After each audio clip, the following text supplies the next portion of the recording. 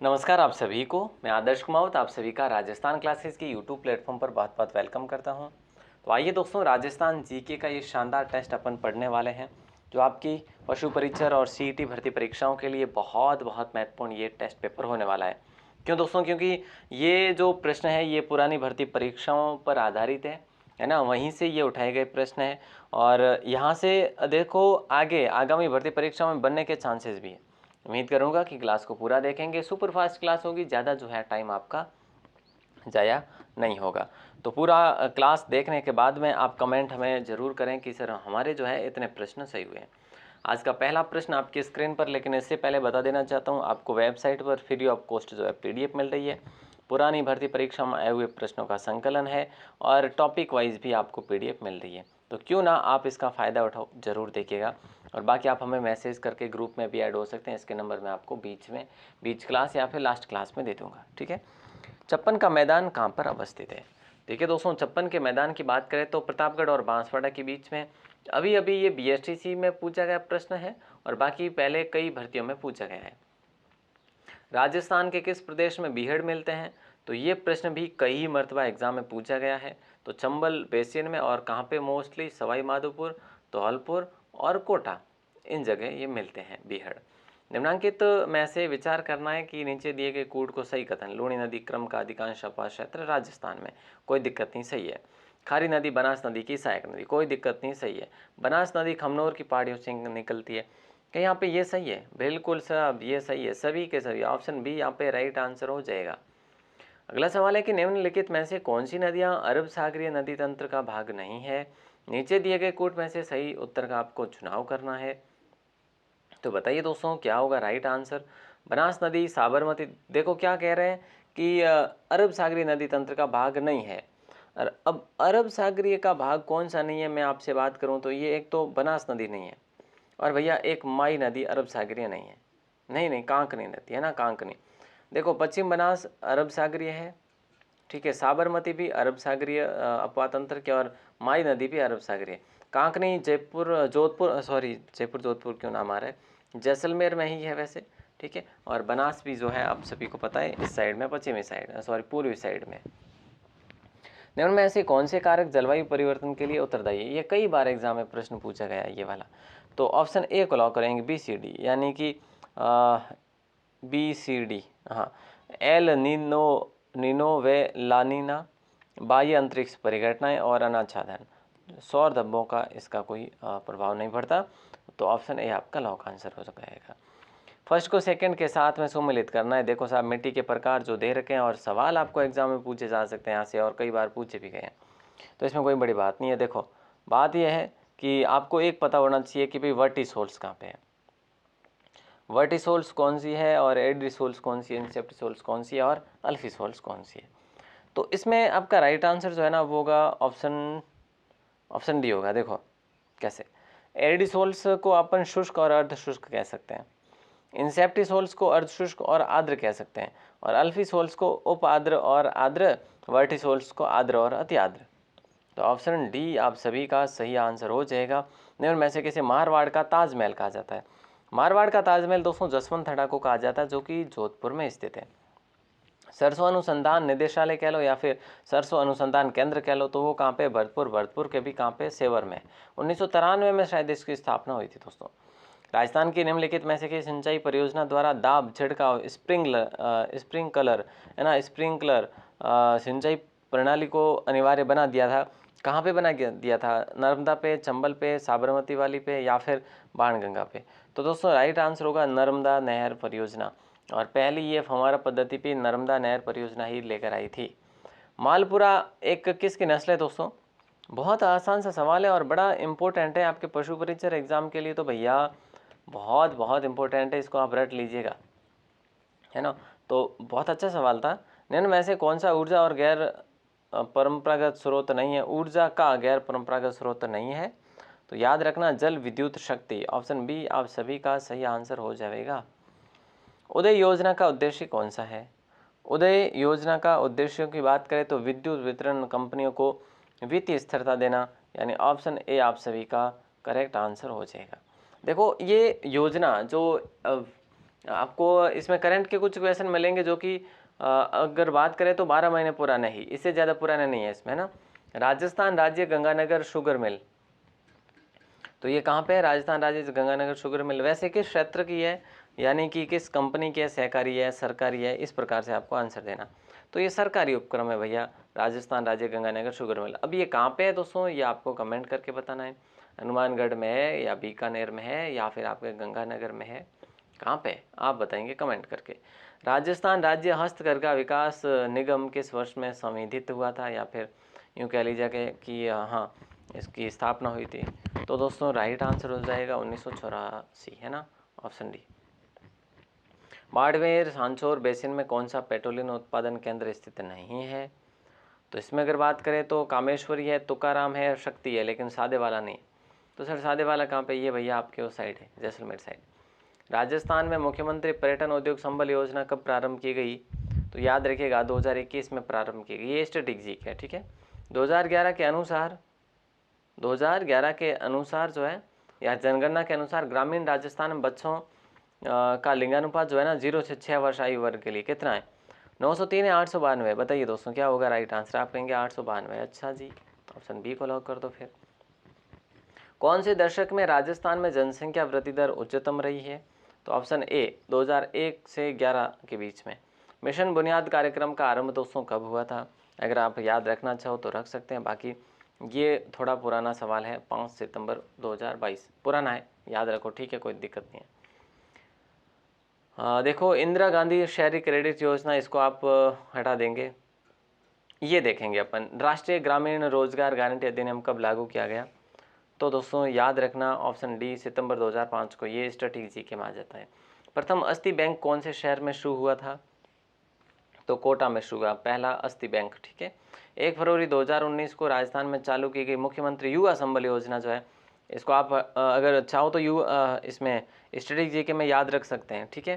तो बेरोजगारी भत्ता को लॉक कर देंगे। और अगला सवाल देखिए, अगला सवाल है कि भारत के संविधान के निम्नलिखित में से किस अनुच्छेद में राज्यपाल का विशेष अभिभाषण का प्रावधान है?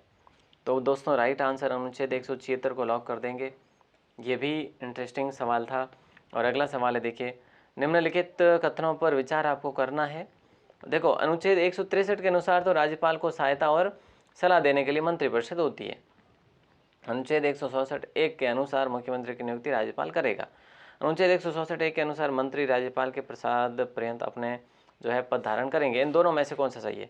और वैसे आपको पूछा है कि भाई इनमें से सही कोड का चयन आपको करना है। तो हम बात करें तो सही कोड का चयन हम तो भैया सबका करेंगे, है ना, बिल्कुल। नियुक्ति भी राज्यपाल करेगा और राज्यपाल के प्रसाद पर्यंत भी जो है मंत्री रहेंगे। तो ऑप्शन डी 1, 2 और 3 सभी के सभी सही है। अगला सवाल है कि राजस्थान में प्रथम राजस्व दिवस कब आयोजन हुआ था? तो याद रखना 15 अक्टूबर 2020 को हुआ था। ये क्वेश्चन इंपॉर्टेंट है दोस्तों, ऐसा नहीं है कि आप सिर्फ इसको करंट में ही लेना ही। अगला सवाल है निम्नलिखित में से कौन सा युग्म सुमेलित नहीं है? 243S है, 243ZE है, 243ZC है, 243R है। ये वीडियो एग्जाम में कई बार पूछा गया, वीडियो है, पटवार है, CET एग्जाम में भी शायद पूछा गया। तो ये सवाल बहुत इंटरेस्टिंग है भैया। तो राइट आंसर क्या हो जाएगा बताओ? आप कहेंगे सर असुमेलित युग्म की बात करें तो ये है 243ZC जिला योजना समिति का गठन, है ना, ऑप्शन सी यहाँ पे जो गलत है। और अगला सवाल है राजस्थान लोक सेवा आयोग से प्रभाव में आया क्या? देखो राजस्थान लोक सेवा आयोग कब प्रभाव में आया, ऐसा सवाल आपसे किया जा रहा है। राइट आंसर आप सभी का हो जाएगा 22 दिसंबर 1949 को लॉक कर देंगे। अगला सवाल आपकी स्क्रीन पर देखते हैं। अगला सवाल देखिए पूछा क्या जा रहा है, निम्नांकित में से किस जिले को लकड़ी की पहाड़ी और घाटियों की भूमि के रूप में भी जाना जाता है? तो बताइए निम्न में से किस जिले को लकड़ी की पहाड़ी और घाटियों की भूमि भी कहा जाता है? वैसे ये सवाल आपके लिए मुझे लगता है कि पहली बार ही होगा, ऐसे प्रश्न बहुत कम ही देखने को मिलते हैं। 12 जिला आपका राइट आंसर हो जाएगा। और आपको ये भी पता होना चाहिए कि 12 झालावाड़, कोटा और बूंदी में कोई बदलाव नहीं किया गया 50 जिलों के आधारित, ठीक है। निम्नलिखित में से सुमेलित आपको करना है। शुष्क वन अनुसंधान केंद्र कहाँ पे? अगर आपको ये पता है तो फिर आप कर लेंगे सर, ये तो अपने जोधपुर में, है ना। देखो आपको किसी एक का तो पता होना ही चाहिए, एक या दो का। केंद्रीय भेड़ और ऊन अनुसंधान संस्थान कहाँ पे है? ठीक है, तो सर ये तो टोंक में है। अच्छा, डी में एक आ रहा है कहीं पे, बिल्कुल ये थोड़ा सा ऊपर कर लेते हैं, और डी में एक कहीं पे क्या 3 जगह आ रहा है। अच्छा, अब आपको अगर एक से काम नहीं बन रहा है तो फिर 2 को देखो, दूसरे को देखो। अगर दूसरा 2 तो आने ही चाहिए कम से कम, है ना। तो देखो यहाँ पे शुष्क वन अनुसंधान संस्थान की बात करें, जोधपुर हमने कर लिया, ठीक है। देन केंद्रीय शुष्क बागवानी संस्थान की बात करें तो हमने बीकानेर कर लिया। अब देखो 2, है ना, कहीं पे आ रहा है, 2 पहले में ही आ रहा है यहाँ पे, तो ऑप्शन बी को लॉक कर देंगे। फिर 4 हो जाएगा, फिर 3 मक्का जो है ये आपका बांसवाड़ा। तो बड़ा आसान सा सवाल था। और अगला सवाल आपकी स्क्रीन पर है। राजस्थान वैष्णव धर्म का प्राचीनतम अभिलेख कहाँ से प्राप्त हुआ है? कई बार एग्जाम में पूछा भी गया है। तो गोसुंडी शिलालेख से, और गोसुंडी अभिलेख कह लो, शिलालेख कह लो, ये आपके चित्तौड़गढ़ से देखने को हमें मिला है। 7 अग्नि वेदिकाओं की पंक्ति प्राप्त हुई है कहाँ से हुई?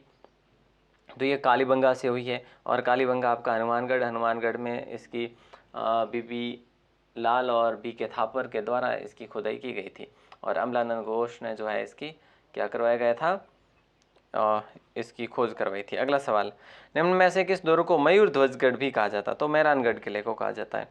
अगला सवाल जो कि है कहाँ पे, जोधपुर में। उस प्रतिहार शासक का नाम बताओ जिसने न केवल अरबों के आगे बढ़ने पर अंकुश लगाया बल्कि अनेक शासकों को उनके जो है आधिपत्य से भी मुक्त किया।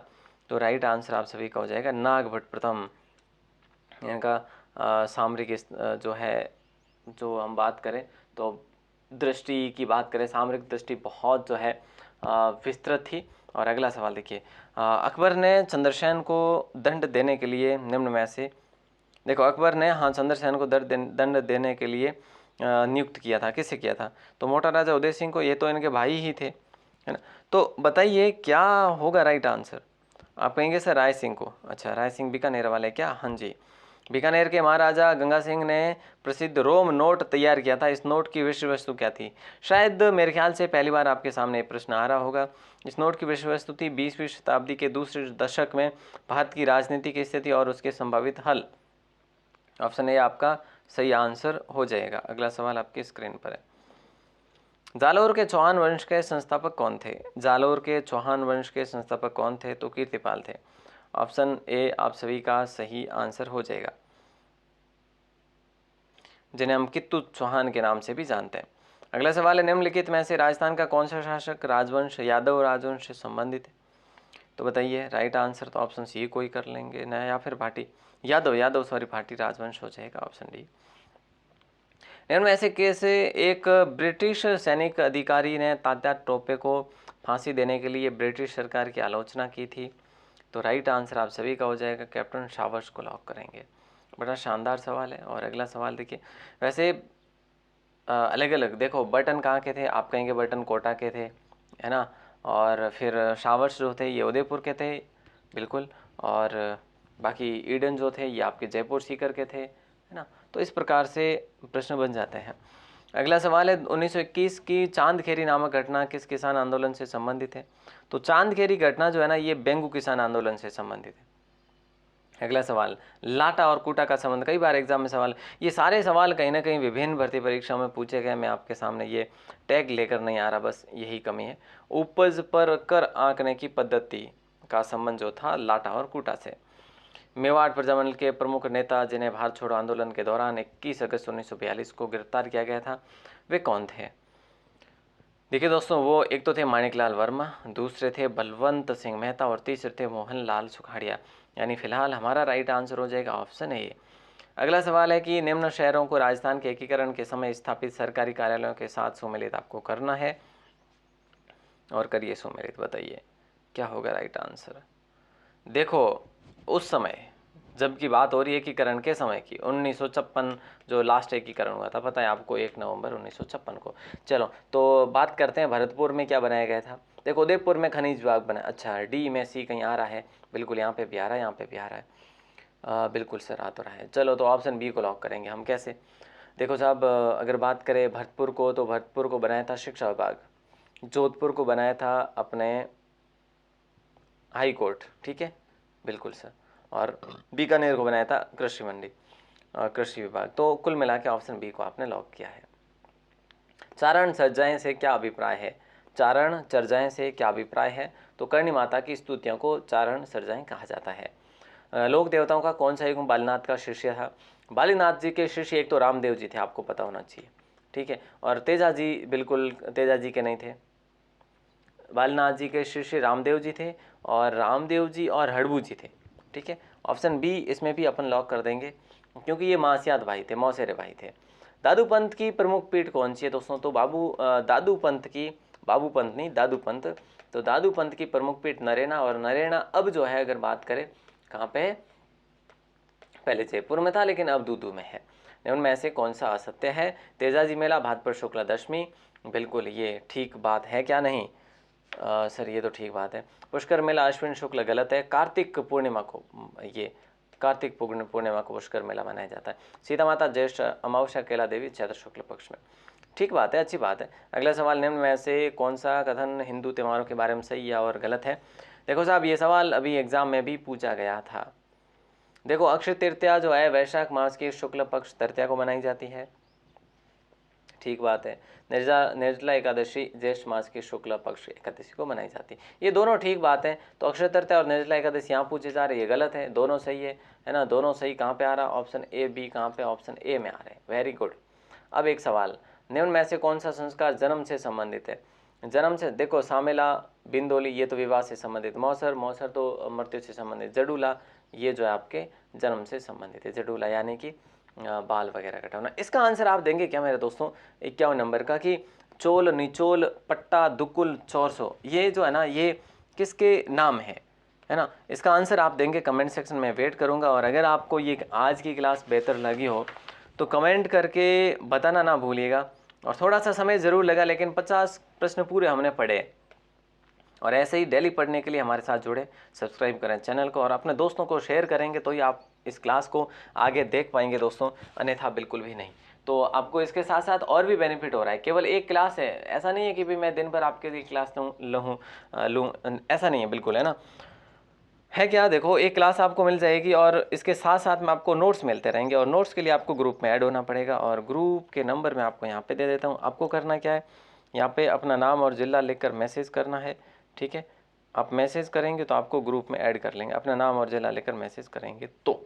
ऑल द बेस्ट दोस्तों, मिलते हैं अगली क्लास में, तब तक के लिए शुक्रिया। जय हिंद, वंदे मातरम।